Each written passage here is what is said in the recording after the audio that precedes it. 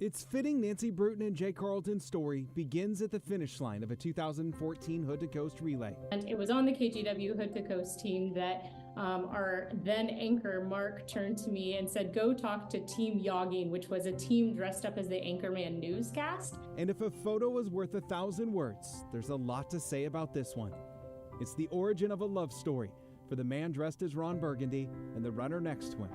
Except they had no clue it'd lead to a life of crossing finish lines together. All of a sudden, this just like bright bundle of energy just tackles me. A brief encounter they thought nothing of, but a year later they ran into each other again. Our paths were always crossing. We were always meant to find each other. We just didn't know when. In 2015, Nancy told Jay of her dream of running a marathon on every continent. What did you say? It was, you're allowed to join me on this journey, but don't you dare do it without me? Yeah, you have to cross the finish line with me, not before me. 3 months later, Jay's job moved him overseas. The two would date long distance, planning runs as they met up to travel the world. Yeah, running is such a big part of our story. Having already run several marathons before they knew each other, they crossed North America off their list. Just 6 more continents to go. In 2017, first up, Europe. The Dingle Marathon in Ireland became a learning experience for them both. And this is when it became glaringly obvious what different run styles we have. They married in 2018, Jay proposing in the PDX airport, their wedding invites made to look like running bibs.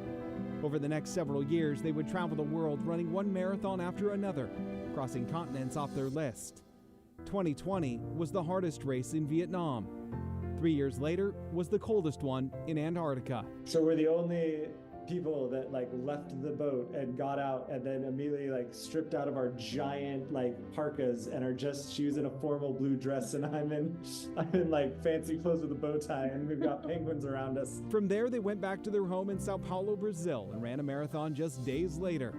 Then at the beginning of 2024, number 6 on the island of New Zealand, before crossing their final finish line on each continent in Cape Town, South Africa in mid-October. And then we cross and you check the official times and we have the literal same time. So we managed to start and finish that race exactly together. What began as a chance encounter at a finish line in Oregon ended as Nancy and Jay had achieved that goal. 7 marathons on 7 continents.